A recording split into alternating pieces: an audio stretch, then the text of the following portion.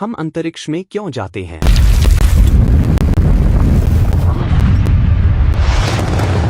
वहां क्या है?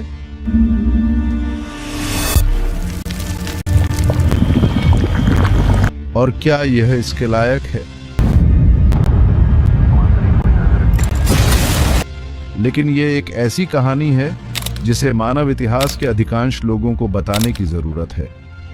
हम यह भी नहीं जानते थे कि हमारा ग्रह कैसा दिखता था, और आज हम ब्रह्मांड के सबसे दूर के किनारों की खोज कर रहे हैं। लेकिन अंतरिक्ष अन्वेषण के बारे में जो बात मुझे सबसे ज्यादा हैरान करती है वह है भारत। हाँ, एक ऐसा देश जो अपने कई लोगों के लिए अभी भी रोजमर्रा के संघर्षों की कहानी है, और फिर भी भारतीय अंतरिक्ष अनुसंधान संगठन या इसरो सबसे असाधारण खोजों में योगदान दे रहा है जो हमारी रोजमर्रा की जिंदगी की वास्तविकता से कहीं परे है। यह एक बहुत बड़ी बात है, क्योंकि यह सिर्फ प्रगति के बारे में नहीं है, यह पूरी मानवता के लिए क्या संभव है इसकी पुनर्कल्पना करने के बारे में है। और यह वह यात्रा है जिस पर हम आज आपको ले जाना चाहते हैं। आप इसे देखेंगे, सभी लोग, उनके सपने, उनकी आत्मा, इसके पीछे के आश्चर्यजनक संकेत, और कैसे एक विकासशील राष्ट्र ने सितारों तक पहुंचने और बदलाव के लिए सभी बाधाओं को चुनौती दी। लाखों लोगों का जीवन। ऊपर से भारत कैसा दिखता है आपको? जी, मैं बगैर किसी झिझक के कह सकता हूँ कि सारे जहां से अच्छा। 10, 9, 8, 7, 6, 5, 4, 3, 2, 1। हमारी कहानी 1940 में कैम्ब्रिज विश्वविद्यालय से शुरू होती है, और यहाँ कोई है जिससे आपको मिलना चाहिए। वह बुद्धिजीवियों के परिवार से आता है, और उसका पूरा विश्व दृष्टिकोण एक गहरी जिज्ञासा और विज्ञान की शक्ति में इस अडिग विश्वास से परिभाषित है। उसके शिक्षक उसे प्रतिभाशाली कहते हैं, उसके सहकर्मी असीम ऊर्जा देखते हैं, लेकिन कोई भी, और मेरा मतलब है कि कोई भी यह अनुमान नहीं लगा सकता था कि यह आदमी भारतीय अंतरिक्ष अन्वेषण का जनक बनेगा। उसका नाम क्या है? 1940 के दशक में विक्रम साराभाई भारत वापस आता है। उसे लगता है कि यह बस आबाद में अपने घर की एक छोटी सी यात्रा है। वह सचमुच भौतिकी में अपनी पीएचडी जारी रखने के लिए कैम्ब्रिज वापस जाना चाहता है, लेकिन फिर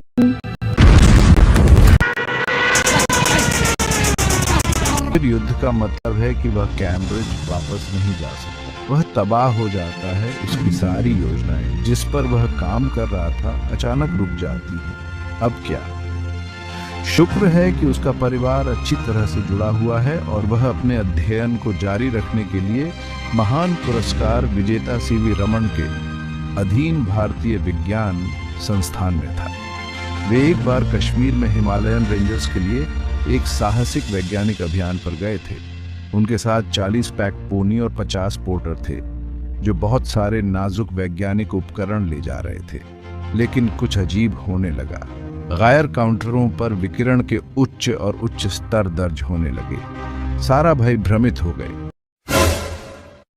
कुछ जांच के बाद उन्हें पता चला कि 2 शब्द कॉस्मिक किरणें क्या हैं और वे हमारी कहानी से कैसे जुड़ी हैं। कॉस्मिक किरणें उच्च ऊर्जा वाले कण हैं जो अंतरिक्ष से आते हैं। वे सूर्य या विस्फोटित सितारों से उत्पन्न होते हैं और लगातार हर समय पृथ्वी से टकराते रहते हैं। वास्तव में उनमें से लाखों इस समय आपके शरीर से गुजर रहे होते हैं। बाह्य अंतरिक्ष से प्रेत आक्रमणकारी। दुनिया भर के वैज्ञानिक इन किरणों पर वर्षों से जुनूनी थे, लेकिन यहाँ से ये हमारे लिए दिलचस्प हो जाता है। कहानी का अध्ययन करने वाले सभी वैज्ञानिक एक और भारतीय वैज्ञानिक हैं जिनकी कहानी सारा एरिस और उन लाखों भारतीयों के जीवन से गहराई से जुड़ी हुई है जिन्हें वे जानते हैं। वास्तव में वे सीवी रमन के अधीन अध्ययन कर रहे थे। उसी समय डॉ होमी भाभा भारत के परमाणु कार्यक्रम के जनक थे। भाभा और साराभाई 2 वैज्ञानिकों के रूप में विज्ञान और अंतरिक्ष के अध्ययन की साझा रुचि से तुरंत ऊब गए। एक वैज्ञानिक रूप से अज्ञानी देश से उपचार, उनके लिए संभावनाएं अनंत लगती थी। लेकिन तब भारत में अंतरिक्ष कार्यक्रम बनाने का विचार उनके लिए भी बहुत दूर की बात थी। यहां तक कि अमेरिका, जिसे आज हम में से हर कोई अंतरिक्ष महाशक्ति के रूप में जानता है, इस बारे में नहीं सोच रहा था। Today, a new moon is in the sky, a 23-inch metal sphere placed in orbit by a Russian rocket.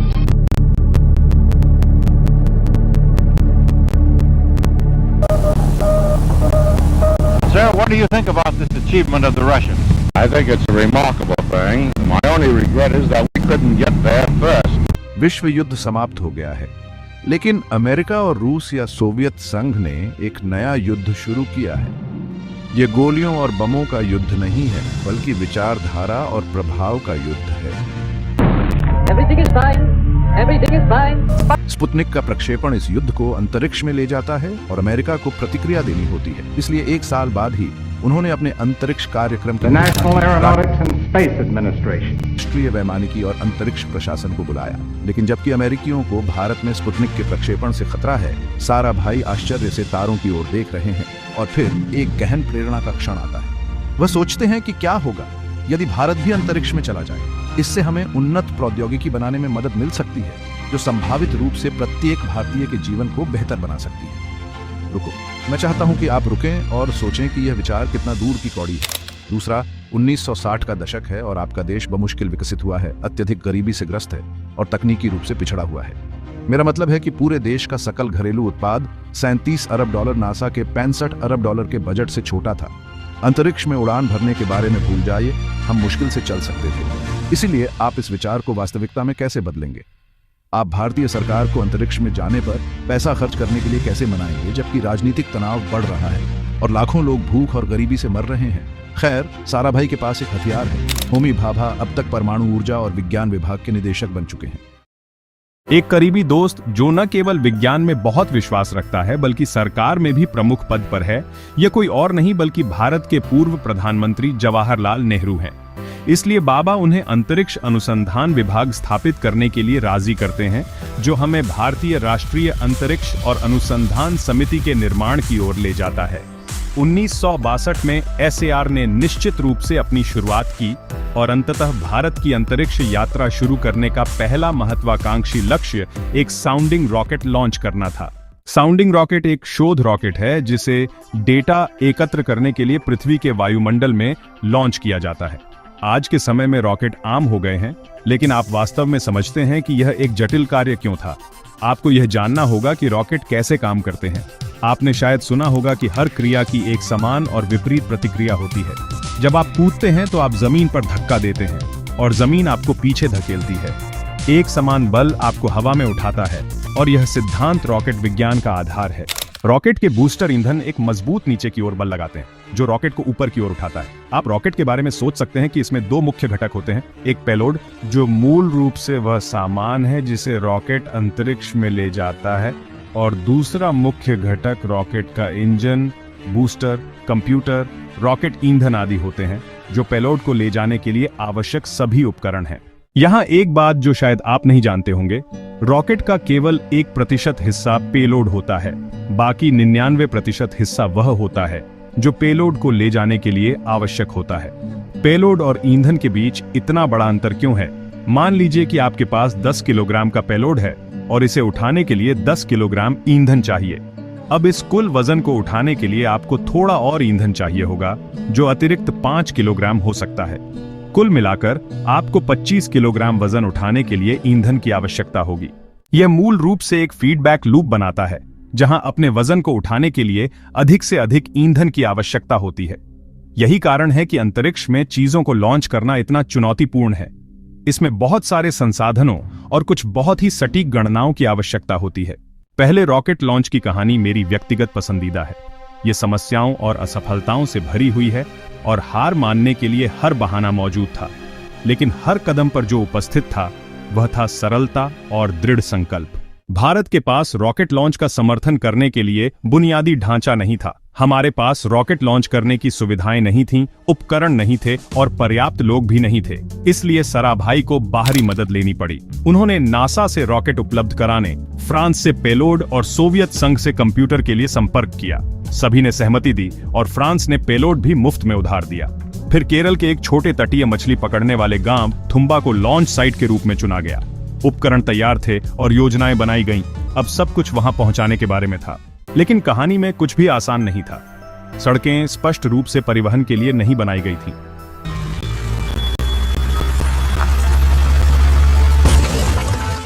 करोड़ों मूल्य के उपकरण बीच रास्ते में फंसे हुए थे। उन्हें कोई रास्ता निकालना था और उनका समाधान था बैलगाड़ी और साइकिल। अगली बड़ी चुनौती थी ग्रामीणों को अंतरिक्ष प्रयोग के लिए अपनी भूमि देने के लिए राजी करना, बिना किसी प्रतिफल के। सराभाई ने इस कार्य के लिए स्थानीय चर्च के पादरी से संपर्क किया। अगले रविवार की सेवा में पादरी ने अपनी मंडली से बात की और उनसे सराभाई के अनुरोध पर विचार करने का आग्रह किया। उस दिन बोले गए शब्द आज भी इसरो के मिशन में गूंजते हैं। विज्ञान और आध्यात्मिकता का एक ही लक्ष्य है, सत्य की खोज करना और मानवता के लिए अच्छा करना। ग्रामीणों की प्रतिक्रिया सकारात्मक थी और 21 नवंबर 1963 को भारत के पहले रॉकेट लॉन्च को देखने के लिए थुम्बा में एक बड़ी भीड़ जमा हुई। मंत्रियों की एक सभा, सभी वैज्ञानिक और इंजीनियर जिन्होंने इस परियोजना के लिए अपने जीवन के 2 साल से अधिक समय समर्पित किया था, और भारतीय रेडियो के माध्यम से सभी लोग इस ऐतिहासिक लॉन्च की प्रतीक्षा कर रहे थे।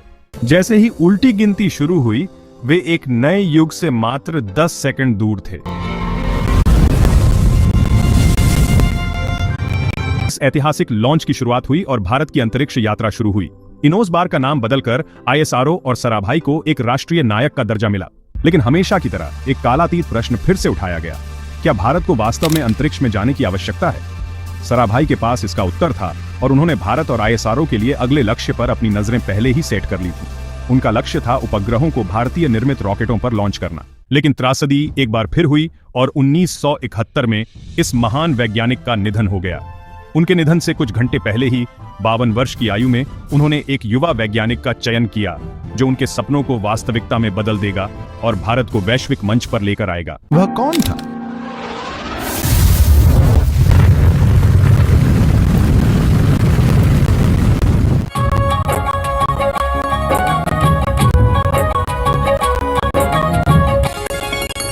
खेती के साथ साथ किसान पशुपालन करते। अभी आप जो देख रहे हैं वह 1967 में दिल्ली के 80 ग्रामीण गांवों में प्रसारित किया गया था।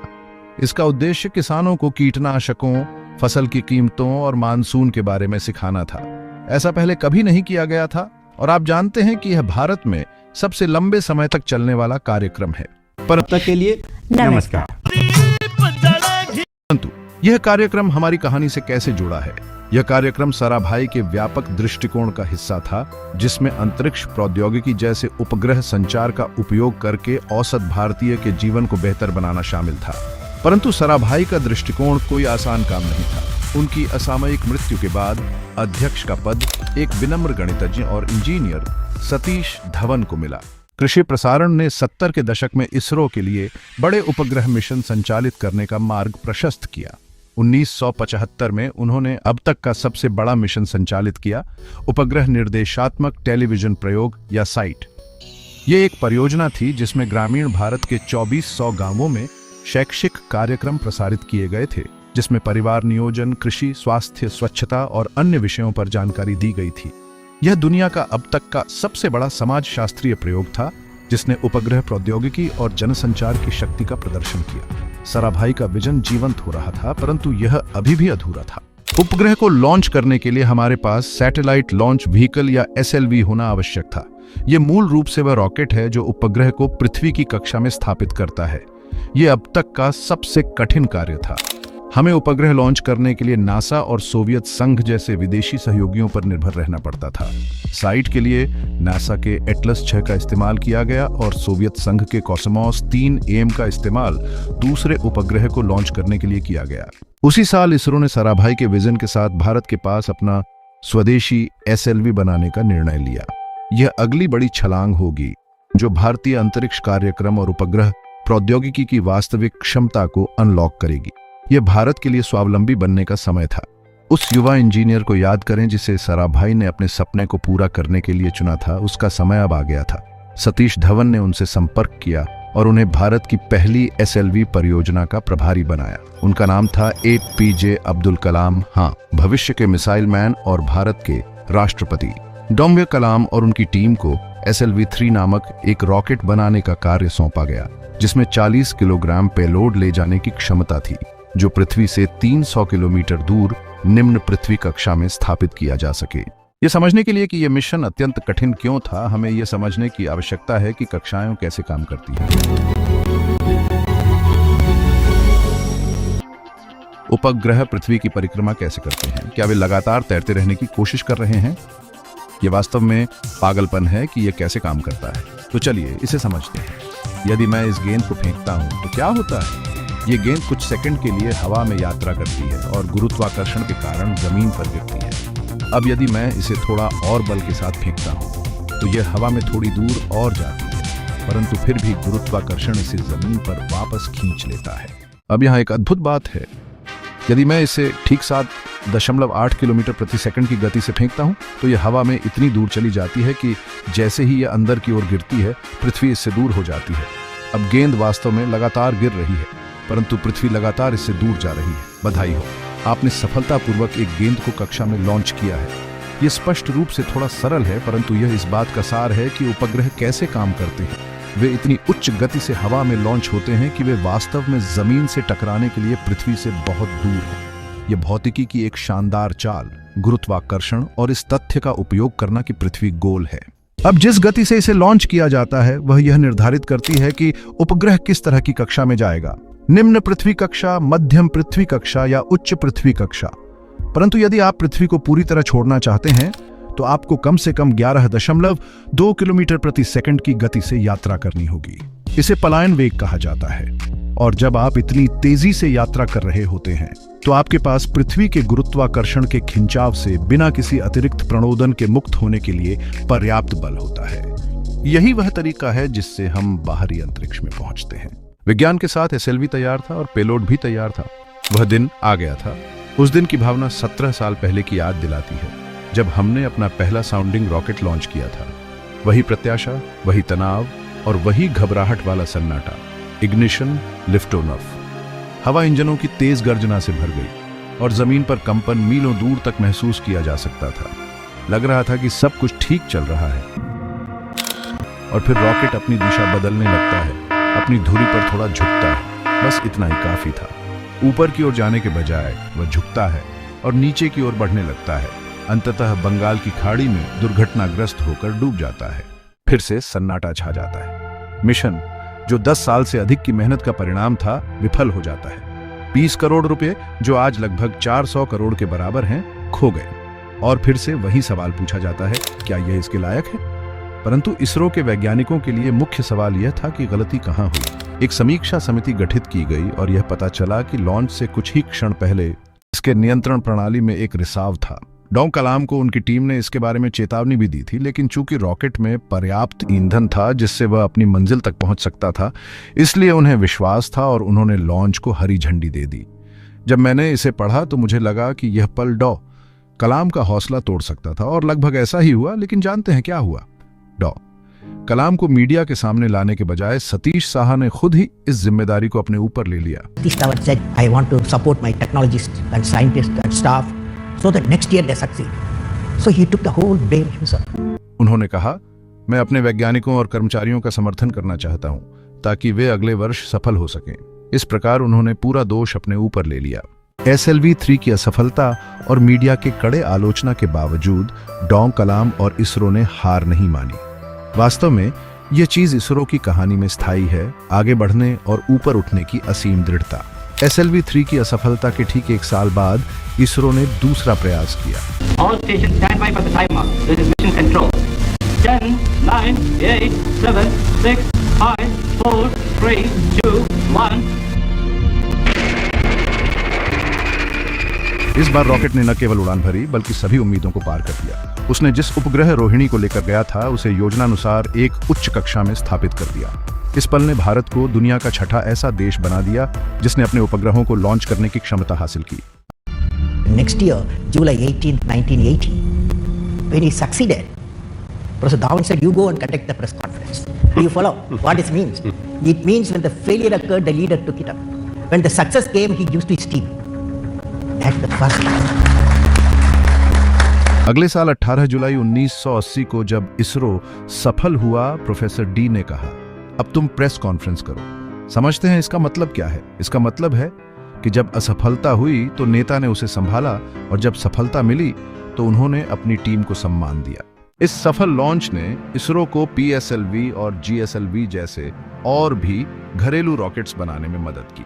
वास्तव में PSLV का अपडेटेड मॉडल ही चंद्रयान 1 मिशन में इस्तेमाल किया गया था। चंद्रयान 1 एक बड़ा पल था, न केवल भारत के लिए बल्कि पूरे विश्व के लिए। इसरो द्वारा लॉन्च किए गए ऑर्बिटर ने चंद्रमा की सतह पर पानी के अणुओं की उपस्थिति का पता लगाया। वैज्ञानिकों और खगोलविदों के लिए एक महत्वपूर्ण खोज। चंद्रयान 1 के साथ इसरो ने साबित किया कि भारत और भी बड़े सपने देख सकता है, लेकिन सबसे अच्छा तो अभी आना बाकी था।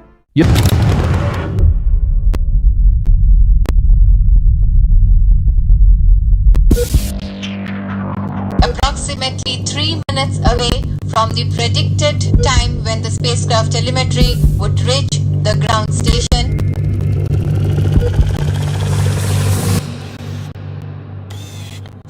यदि चंद्रमा पर जाना एक बड़ा कदम था, तो मंगल एक ब्रह्मांडीय छलांग थी।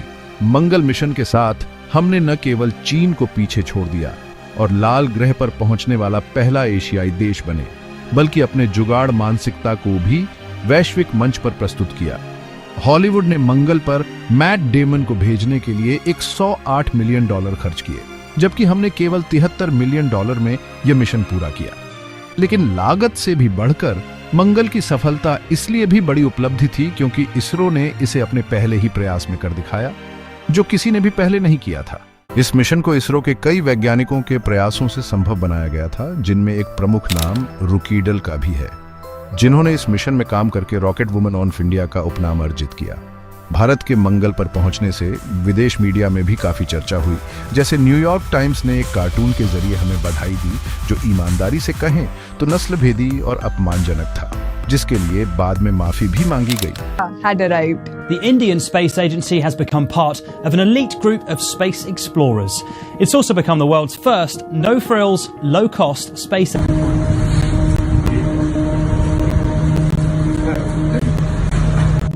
India has lost contact with a lunar explorer just as it was about to land on the surface of the moon.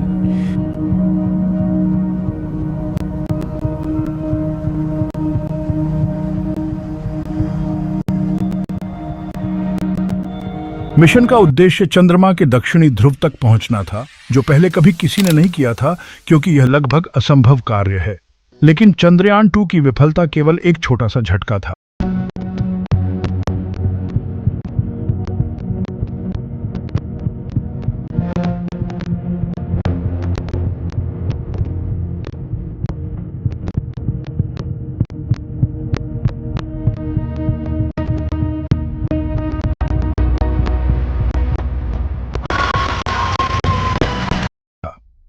अगस्त 2023 को हमने चंद्रयान 3 के साथ असंभव को प्राप्त किया, जब विक्रम लैंडर चंद्रमा के दक्षिणी ध्रुव पर उतरा और न केवल एक राष्ट्र के रूप में बल्कि एक प्रजाति के रूप में मानवता के लिए इतिहास रचा। इस मिशन ने भारत में एक नई अर्थव्यवस्था की शुरुआत भी की। पिछले 5 वर्षों में अंतरिक्ष तकनीक अर्थव्यवस्था में इसरो ने अंतरिक्ष मिशनों के लिए प्रमुख प्रौद्योगिकी प्रदान करने के लिए कई स्टार्टअप्स को सशक्त बनाया है, जैसे कि प्रणोदन प्रणाली, रॉकेट इंजन और अंतरिक्ष सूट के लिए विशेष घटक। सराय के 60 साल से अधिक पहले के अविश्वसनीय दृष्टिकोण को अंतरिक्ष प्रौद्योगिकी का उपयोग करके भारतीयों के जीवन को बेहतर बनाने के लिए अभी भी सम्मानित किया जा रहा है, और यह वास्तव में वास्तविक पर्यावरणीय और आर्थिक लाभ प्रदान कर रहा है। उदाहरण के लिए, मछुआरे हर साल लगभग 15 से 20 हजार करोड़ रुपए बचाने में सक्षम रहे हैं, क्योंकि उपग्रह सूचना उन्हें मछली पकड़ने के लिए सबसे अच्छी जगह की पहचान करने में, समय और ईंधन बचाने में मदद करती है। उन्होंने सार्वजनिक और निजी क्षेत्रों में 96,000 से अधिक नौकरियों का सृजन किया है और 1,100 करोड़ रुपए विदेशी मुद्रा भी प्राप्त की है।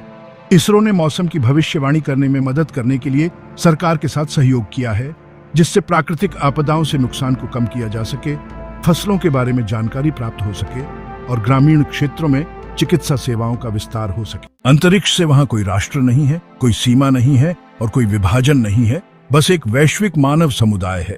उसी भावना में जैसे हमें जमीन से उतरने में सहायता मिली थी, इसरो अब एहसान वापस कर रहा है। उन्होंने 15 से अधिक देशों को अपने उपग्रहों को लॉन्च करने में मदद की है। हाल ही में उन्होंने जापान को चांद पर उतरने वाला 5वां राष्ट्र बनने में मदद की है। आप जानते हैं कि टुम्बा में हमारे पहले लॉन्च से लेकर अब तक इस यात्रा में कई लोग प्रमुख भूमिका में रहे हैं। वैज्ञानिक, इंजीनियर, अंतरिक्ष यात्री, यहां तक कि चपरासी और क्लर्क। ऐसे लोग जो पृष्ठभूमि में अथक परिश्रम करते हैं, जिनके प्रयासों के बारे में हम कभी नहीं सुन सकते हैं। लेकिन यह यात्रा जितनी शानदार रही है, अब तक कुछ और भी आ रहा है जिसका आप सभी को इंतजार करना चाहिए। भविष्य के लिए इसरो की योजनाएं वास्तव में एक विज्ञान कथा उपन्यास से बाहर की तरह हैं, और अंतरिक्ष अन्वेषण का भविष्य कुछ ऐसा है जिसका अनुभव हम अपने जीवन काल में ही कर सकते हैं। हमने ब्रह्मांड की यात्रा के लिए सबसे अच्छा बचा कर रखा है, क्योंकि यह अभी शुरुआत है।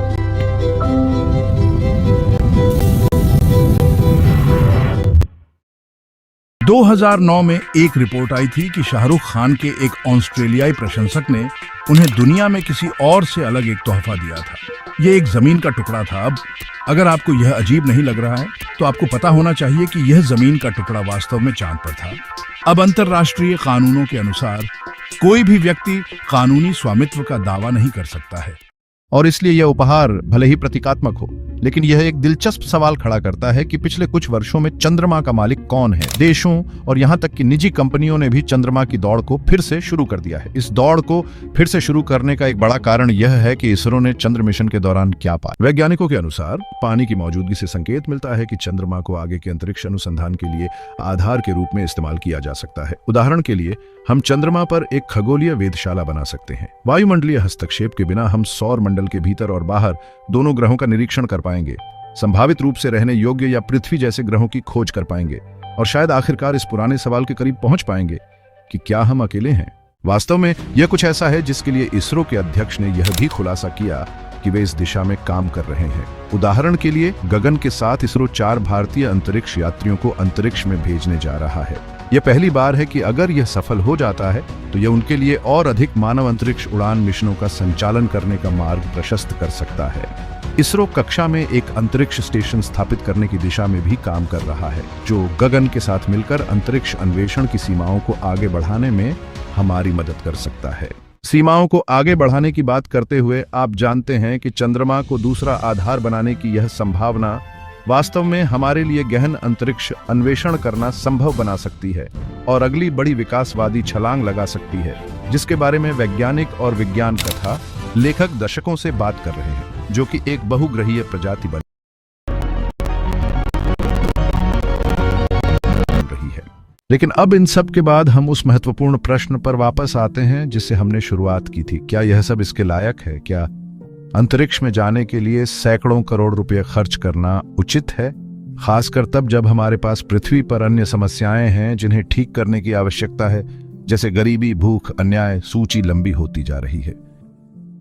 हमने पहले ही देखा है कि इन मिशनों ने कैसे आर्थिक, तकनीकी और सामाजिक रूप से देश को लाखों राजस्व में मदद की। प्रमुख खोजें जो कृषि, दूरसंचार और लोगों की भीड़ को शिक्षित करने में मदद करती हैं, ये निर्विवाद हैं। लेकिन मैं एक सेकंड के लिए जूम आउट करना चाहता हूं। मैं आपको एक उत्तर देना चाहता हूं जो थोड़ा अलग है। एक उत्तर आप इस बिंदु को देख सकते हैं। यहां यह पृथ्वी है, यह हम हैं। इसे 1990 में वॉयर 1 अंतरिक्ष यान द्वारा शनि के पास से लिया गया था, 6 बिलियन किलोमीटर दूर। इस छवि को पीला नीला बिंदु कहा जाता है और यह हमारे ग्रह को दिखाता है, जैसा कि वैज्ञानिक कार्ल सागन ने इसे एक सूर्य की किरण में निलंबित धूल के रूप में रखा है। मेरे लिए यह अंतरिक्ष अन्वेषण का प्रतिनिधित्व करता है। यह हमें याद दिलाता है कि एक बड़ी कहानी है, कि हम सभी एक ऐसी कहानी का हिस्सा हैं जिसे हम अक्सर अपने दैनिक जीवन में भूल जाते हैं। और अगर हम अपने जीवन में अर्थ खोजना चाहते हैं तो हमारे लिए यह जानना महत्वपूर्ण। उन्होंने अनुमान लगाया कि हमारी गैलेक्सी में 100 बिलियन तारे हैं और अवलोकनीय ब्रह्मांड में 1 ट्रिलियन से अधिक आकाशगंगाएं हैं। यह तथ्य जितना आश्चर्यजनक है, उससे भी अधिक आश्चर्यजनक यह है कि मैं कितनी जल्दी इसे भूल जाता हूं जब मुझे अपने दैनिक कामों में व्यस्त रहना पड़ता है।